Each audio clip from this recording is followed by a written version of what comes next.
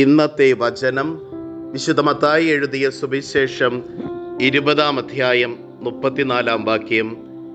യേശു ഉള്ളലിഞ്ഞ് അവരുടെ കണ്ണുകളിൽ സ്പർശിച്ചു.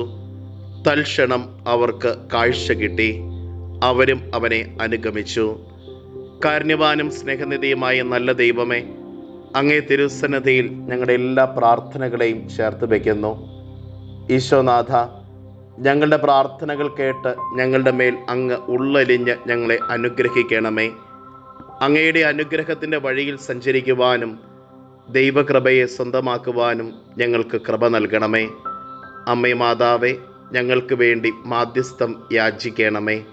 നമ്മുടെ കർത്താവ് ഈശോ മിശിഹായുടെ കൃപയും പിതാവായ ദൈവത്തിൻ്റെ സ്നേഹവും പരിശുദ്ധാത്മാവിൻ്റെ സഹവാസവും നാം എല്ലാവരോടും കൂടെ ഉണ്ടായിരിക്കട്ടെ, ഇപ്പോഴും എപ്പോഴും എന്നേക്കും.